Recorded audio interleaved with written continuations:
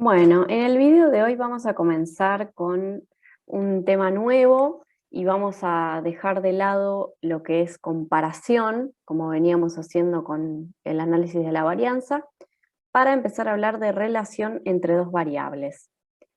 Y los dos tipos de análisis que tienen como objetivo relacionar dos variables y que vamos a ver en la cursada son el análisis de correlación y el análisis de regresión.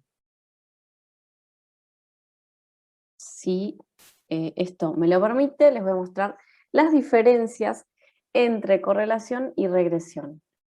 Porque si bien ambas técnicas están estrechamente relacionadas o emparentadas, em, digamos, responden a estrategias de análisis diferentes. En el caso del coeficiente de correlación, lo que ocurre es que determina el grado de asociación entre dos variables y básicamente no establece a priori ninguna direccionalidad en esa relación. Eso quiere decir que ninguna depende de la otra, sino que varían en conjunto. En el caso de la regresión, que puedo decir que es simple o univariada, porque vamos a hablar de la regresión para dos variables, lo que hace es permitir la cuantificación del cambio en la variable que podemos llamar y, en tanto cambia la variable x, asumiendo que la variable x es una variable independiente o explicativa y la variable y es la variable respuesta o dependiente. O sea que en este caso, la gran diferencia con la correlación es que la variable y depende de x. Bien, vamos a comenzar en la clase de hoy con el análisis de correlación. El objetivo o la parte fundamental de la correlación es examinar la dirección y la fuerza asociativa entre esas dos variables que queremos relacionar, que particularmente son variables cuantitativas. Básicamente, de esta manera, al analizar con la correlación, lo que vamos a conocer es la intensidad de la relación entre esas dos variables y si, por ejemplo, al aumentar el valor de una, aumenta o por el contrario disminuye el valor de la otra. Para valorar esa asociación, lo que vamos a hacer es una primera aproximación que suele ser visual a través de un diagrama de dispersión, donde vamos a ver una variable, por ejemplo, en el eje de las X, que en este caso es el fósforo excretado, y una variable en el eje de las Y o de las ordenadas, que es el fósforo o el nivel de fósforo en sangre. Si vemos el gráfico, fíjense dónde están los puntos, parece existir una relación lineal entre el fósforo sérico en sangre y el fósforo excretado en estos pacientes que se analizaron. Pero si queremos cuantificar formalmente el grado de esa relación, lo que tenemos que hacer es calcular un coeficiente, que es el coeficiente de correlación. La correlación, a su vez, puede ser de varios tipos, o los coeficientes de correlación pueden ser varios. Los dos más usados son el coeficiente de correlación de Pearson y el coeficiente de correlación de Spearman. El coeficiente de correlación de Pearson lo que hace es evaluar específicamente la correlación lineal, o sea, la adecuación a una recta lineal que define la relación entre dos variables cuantitativas. En cambio, el coeficiente de Spearman lo que hace es medir cualquier tipo de asociación, o sea que no necesariamente va a ser una relación lineal entre esas dos variables. Y se utiliza en aquellos casos donde las variables que estamos estudiando son de tipo cualitativas ordinales o cuando no se cumplen con los supuestos teóricos de la correlación de Pearson, que ya los vamos a ver más adelante. Ahora nos vamos a centrar entonces en la correlación de Pearson y vamos a ver estos supuestos teóricos y luego vamos a pasar a la correlación de Spearman. La correlación de Pearson entonces tiene supuestos teóricos o criterios teóricos que son tres. El primero es que ambas variables deben ser cuantitativas, no importa si son discretas o continuas, deben ser cuantitativas, o al menos medirse a nivel de intervalos. El segundo supuesto tiene que ver con que las observaciones deben ser independientes, y el tercero es básicamente que esas dos variables deben distribuirse de manera normal. Para eso podemos analizarlo con algunos test formales o pruebas formales, como el test de Shapiro-Wilks, y en este tipo de pruebas lo que vamos a estar buscando es que el valor de P de ese análisis sea igual o mayor que un nivel de significancia, que en general es 0,05, para sostener la hipótesis nula de que las variables se distribuyen de manera normal. En la hipótesis alternativa habría una idea que nos diría que la distribución no es normal o que no se ajustan a una distribución normal. Entonces, lo deseable para que se cumpla el supuesto y que esté validada la correlación de Pearson es que el valor P de ese análisis sea igual o mayor que 0,05 para seguir sosteniendo esa hipótesis nula de que las variables se ajustan a esta distribución normal. Otro test que se puede utilizar es el test de Kolmogorov-Smirnov, y básicamente depende en general, y por lo que se menciona en la bibliografía, de la cantidad de datos con los que estemos trabajando. Para n's que sean iguales o menores que 50, en general se utiliza el test de Shapiro-Wilks, y cuando las muestras son mayores que 50, vamos a utilizar este segundo test. El coeficiente de correlación de Pearson mide el grado de covariación o variación conjunta entre dos variables que están relacionadas de manera lineal. Puede haber variables que estén relacionadas fuertemente, pero no de manera lineal. Y en esos casos no vamos a aplicar la correlación de Pearson. Vamos a utilizar la otra correlación que les mencionaba, que es la correlación de Spearman. Pero entonces tengamos en cuenta presente los tres supuestos que les mencioné en la diapositiva anterior, y que el coeficiente de correlación de Pearson lo que mide es la variación conjunta entre dos variables, y esa relación que mide es lineal. Bien, el coeficiente de correlación de Pearson se denomina R, que pueden verla en algunos textos como R minúscula o R mayúscula, y básicamente carece de unidades de medida, es decir, que es adimensional, y ahora vamos a ver en una próxima diapositiva cómo se calcula este coeficiente. Pero quiero mostrarles en estos gráficos X y cómo sería cuando tenemos, por ejemplo, una situación donde el coeficiente de correlación es positivo, en el primer gráfico, el que está a la izquierda, donde vemos puntos que se distribuyen de manera tal que nos da una idea de línea recta con una pendiente positiva. Y esta situación marca relaciones que son tipo directas o relaciones positivas, donde una variable aumenta y la otra también lo hace en una proporción constante.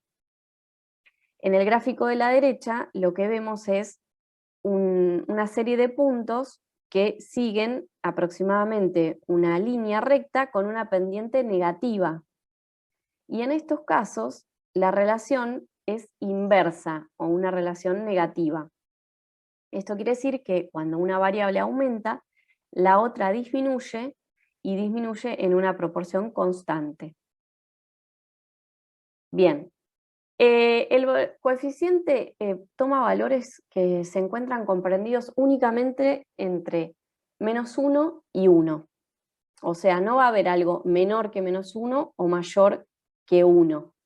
Así que se encuentra entre estos dos valores extremos. En el caso de que obtengamos un coeficiente de correlación de Pearson igual a -1, esto implica una correlación negativa o inversa perfecta entre esas dos variables que estemos analizando. Y luego la situación contraria sería un R igual a 1, que sería una correlación positiva o directa perfecta. Y si el coeficiente toma un valor igual a 0 o muy cercano a 0, la idea sería que no hay correlación lineal o que la correlación entre esas dos variables no es significativa. Nos estaríamos moviendo en esta situación, donde el R es igual o similar a 0. Bien, hay otros autores que hacen subcategorías en relación a estos valores, y fíjense que tienen rangos mucho más pequeños, donde van haciendo un detalle mucho más descriptivo de las correlaciones. Por ejemplo, correlación negativa perfecta, correlación negativa muy fuerte, correlación negativa considerable. En el 0 coincide que no existe la correlación. Y ocurre lo mismo cuando vamos a los valores de R positivos. Por ejemplo, en el caso de obtener un R igual a 0,91 hasta 1, sería una correlación positiva perfecta. Fíjense que no solamente considera el 1 positivo, y lo mismo para el rango negativo superior. Es de menos 0,91 a menos 1. Pero bueno, esta es una descripción, digamos, mucho más detallada y que también se utiliza para la interpretación del otro coeficiente que vamos a ver, que es el coeficiente de Spearman. Fíjense, podemos tener un primer gráfico donde hay menos categorías y este segundo gráfico donde tenemos mucho más detalle de los rangos, digamos. Bueno, ahora vamos a pasar a ver cómo se calcula el coeficiente de correlación de Pearson. Hay varias fórmulas, pueden encontrar varias fórmulas en diferentes libros o trabajos, e incluso como son los cálculos internos de los software. Pero una de las, más allá, digamos, de la fórmula particular o puntual que se utilice, en general todas estas fórmulas lo que hacen es arribar a un resultado que es igual o similar, que esa sería la idea concreta, ¿no? Que no otorguen resultados diferentes. Hay algunos que se nombran como puntuaciones directas, puntuaciones diferenciales o puntuaciones estandarizadas, y cambian un poco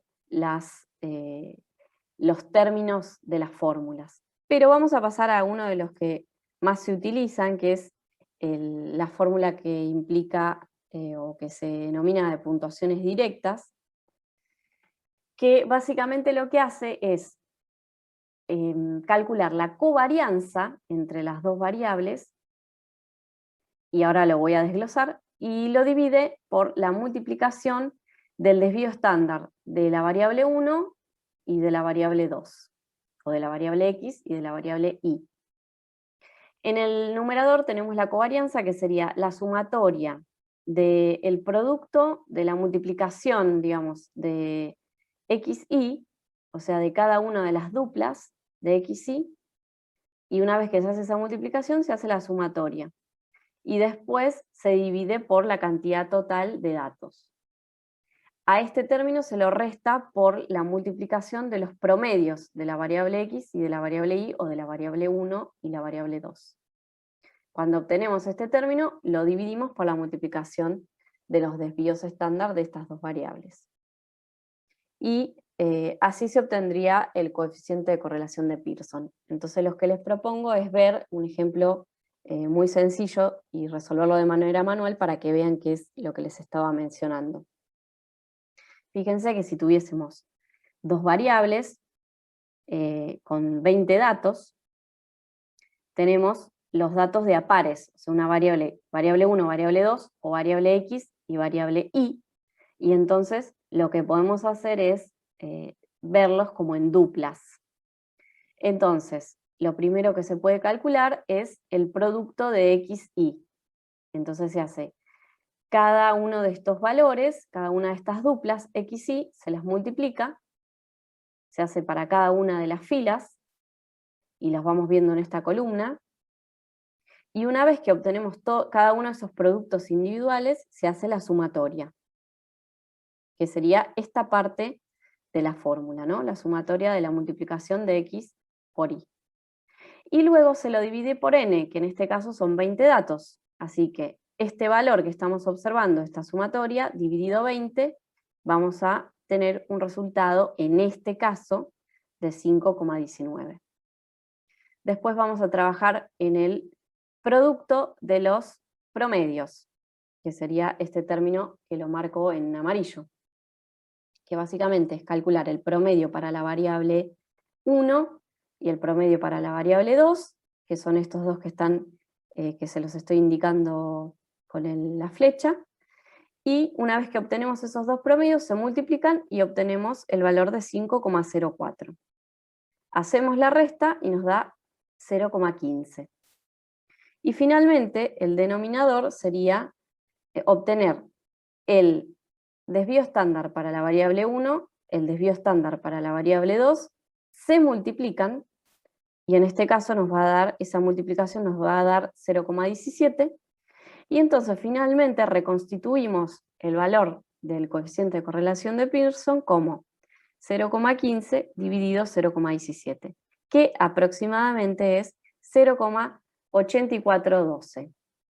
A dos decimales, 0,84. Bien, obtenido el valor de R, sea cual fuera, ¿no? Porque esto es un ejemplo en particular, nos vamos a preguntar por el contraste de hipótesis que hay detrás de la correlación. El contraste de hipótesis para la correlación es una hipótesis nula que dice que R, o el coeficiente de correlación de Pearson, es igual a 0, o no difiere de 0, que eso es lo mismo que decir que no hay una correlación lineal entre las variables. Y una hipótesis alternativa que dice que R es distinto de 0. Y entonces eso implicaría que existe una correlación lineal, que no sabemos si es positiva o es negativa, pero por lo menos que difiere de 0. Bien.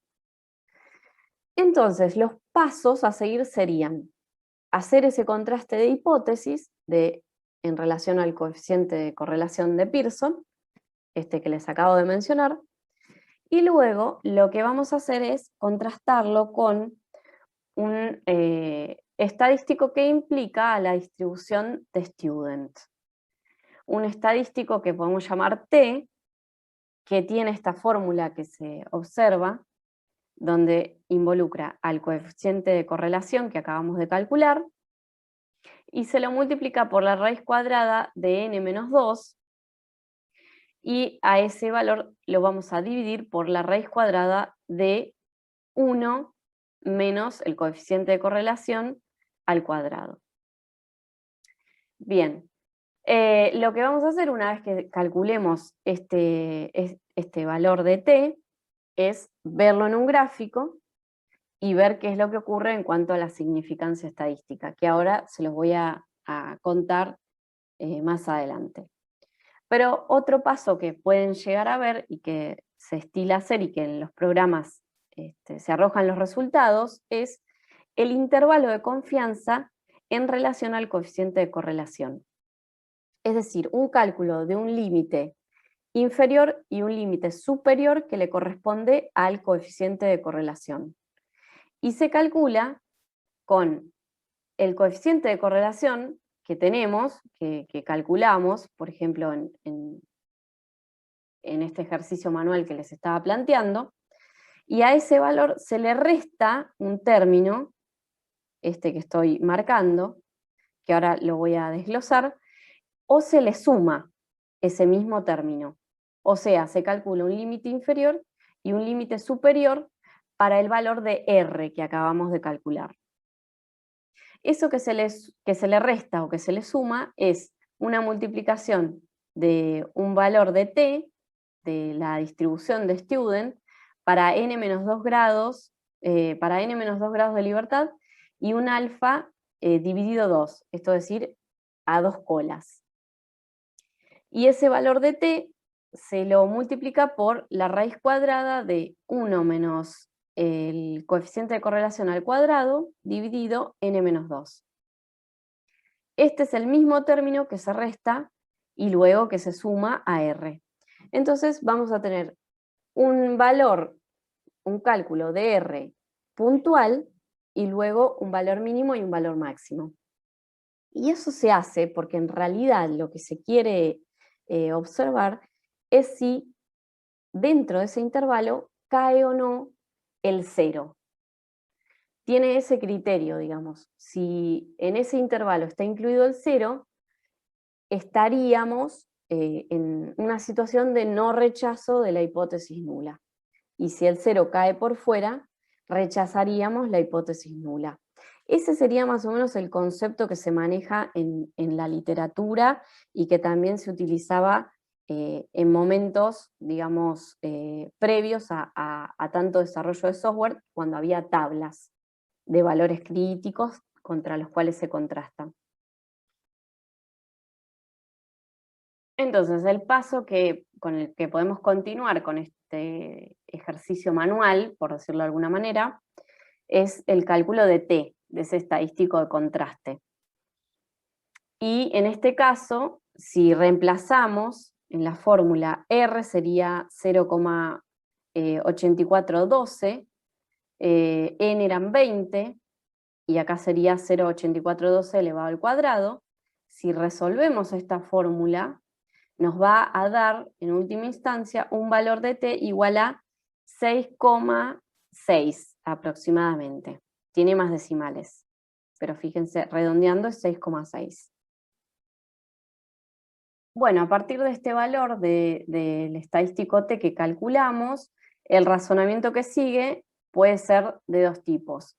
Un razonamiento que tiene que ver con tablas con valores críticos, que es una metodología, por decirlo de alguna manera, que se utilizaba se sigue utilizando, pero es algo más obsoleta que el uso de software, que es lo que más se utiliza en estos momentos. Entonces tenemos dos grandes razonamientos, o razonar a partir de tablas o razonar a partir de los valores que nos arroja un software. Vamos a pensar en este primer razonamiento. Lo que ocurre es que si el valor de T que calculamos recién es menor o igual que el valor crítico de una tabla, no se va a rechazar la hipótesis nula. Y si no se rechaza la hipótesis nula, quiere decir que R no difiere, R sería el coeficiente de correlación de Pearson, no difiere significativamente de 0. Y si esto ocurre, las variables no están correlacionadas de manera significativa. Caso contrario, si este estadístico T que acabamos de calcular fuese mayor que un valor de T de tabla, sí vamos a rechazar la hipótesis nula.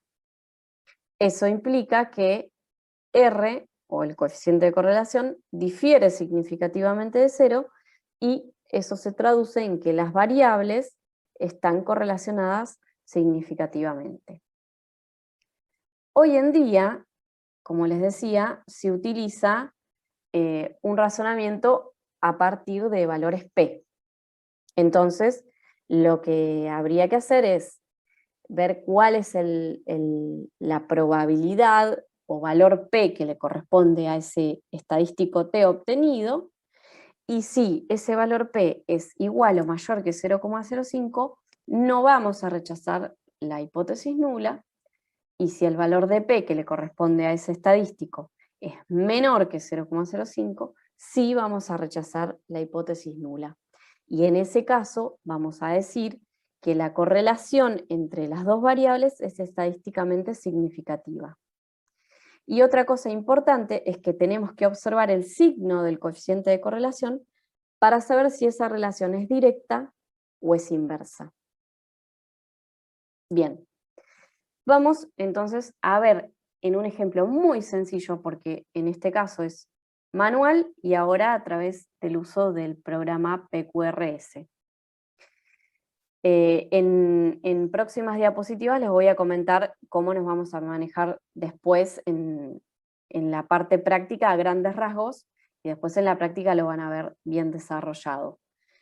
Pero el siguiente paso en un plano que trasciende a las tablas sería, por ejemplo, utilizar un programa como PQRS, elegir la distribución de T, poner los grados de libertad, que en este caso serían n-2, teníamos 20 datos, menos 2 serían 18 grados de libertad, y al apretar el botón, digamos, para que muestre la distribución, tenemos como siempre en las abscisas una parte superior donde estaría la posibilidad de ingresar el valor de estadísticos T, y en la parte inferior las probabilidades asociadas. Entonces vamos a ir a la parte superior, y si ponemos 6,6, que era el valor del estadístico que nosotros habíamos calculado, cuando ponemos Enter aparece una probabilidad que en principio se ve con 0,0000 y no podemos visualizarlo en este caso, pero si lo tocamos 2 veces, vamos a poder ver todos los ceros que tiene. En este caso sería 0,0000168. Podemos, en este caso, hacer una simplificación y decir que es 0,5017. O sea, una probabilidad muy baja y además menor que el nivel de significancia con el que estamos acostumbrados a trabajar, que es 0,05. Entonces, podemos hacer un corolario de los resultados hasta el momento. En este ejercicio, que les explico muy sencillo de manera manual, obtuvimos un coeficiente de correlación de Pearson igual a 0,8412, y como se dan cuenta, es positivo. Entonces eso implica que la correlación es positiva o directa. Y para el caso de las subdivisiones que teníamos, ¿se acuerdan? Ese diagrama donde se mostraban los rangos específicos de R y cómo era su interpretación. Este valor de R está en la categoría que sería una correlación positiva muy fuerte. Además, como estamos trabajando con la correlación de Pearson, esta correlación, por el valor de P obtenido, es una correlación lineal estadísticamente significativa. Y podemos poner el valor de R y el valor de P obtenidos que acabamos de ver con PQRS. Entonces, el valor de R indica una correlación positiva, muy fuerte si queremos, con el detalle de esa descripción, pero lo más importante es que es positiva, o sea que la relación es directa entre las variables, y que la correlación lineal es estadísticamente significativa. Con esto concluiríamos los resultados de una manera manual.